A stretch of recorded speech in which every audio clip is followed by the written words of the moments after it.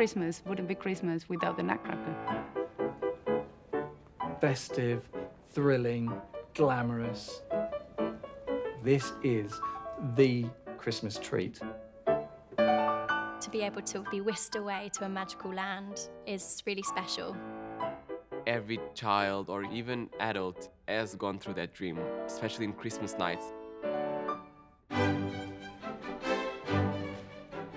You can't help being bowled over by the spectacle of it all, the wonderful scenery, the growing tree, the tricks, the transformations. But also, the score by Tchaikovsky is fantastic, and I think the way Peter Wright has put his production to this music really tells the story. It starts with Drosselmeyer upset in the fact that his nephew has been encapsulated in this spell by the Mouse King. The only way to break the spell is by finding love. So he decides to go off, take his wooden Nutcracker, which is his nephew, and he entrusts it to Clara, and then the magic begins. The present is a wooden Nutcracker doll, and then on the strike of midnight, the Nutcracker doll changes into Drosselmeyer's nephew. Imagine you're a doll, so everything is like wooden, and then suddenly you look at yourself and you can move again, and my face, it's human, and you can touch your skin. The spell is broken, and she falls in love with him. In the end, me and Anna Rose dance this beautiful part of the... and it's almost like love, I guess. It's really special to work with Marcy. It feels just like I'm dancing with my best friend, which is really what the story is, and what's not to love about him. And then the journey begins, where Drosselmeyer then takes them on their journey to the land of sweets. As the Sugar Plum Fairy, I appear only in Act 2. So you will think, oh, you know, it's just 10 minutes of dancing. Oh, no. It's actually really, really, really difficult.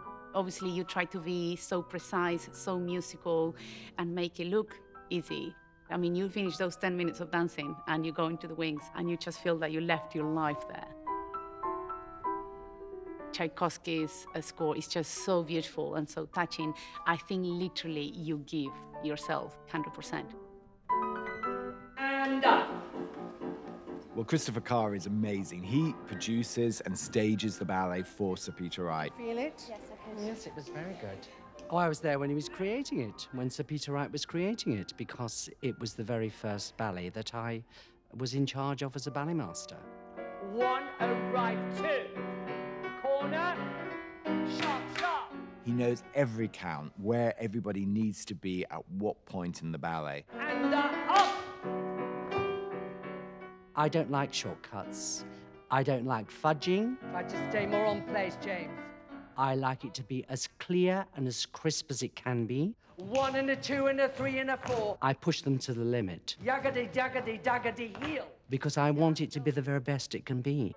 I think the first time I saw the Nutcracker, I was also dancing in the Nutcracker. I was age 11, and it was my first year at the Royal Ballet School. To be on the Royal Opera House stage at the age of 11 is what you dream of doing.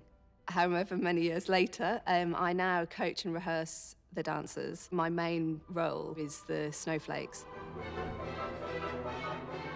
It's tough to do. It's a cardiovascular workout because you don't stop. You've got to have quick feet, quick hands shimmying, sparkle. You can't give in for a minute. You're running around, making patterns and shapes, and that's what makes it so interesting. I'll focus on eye line and heads, which way we're looking, counts, the dynamic, and then just push them for stamina. It is a family favourite, the Nutcracker. It's the classic. In the Royal Ballet School, I played a gingerbread and a rat, and it's been a wonderful progression to be able to play Clara now. There is nothing like standing there, throwing my arms up in the air, producing glitter, having a big spangly cloak is just awesome. For me, it makes my Christmas. It's like you go Christmas shopping, and you go see the Nutcracker, and you go and buy the turkey. What more Christmas could you get than Nutcracker? You couldn't get any more Christmas. I just love the Nutcracker. It literally is just magic.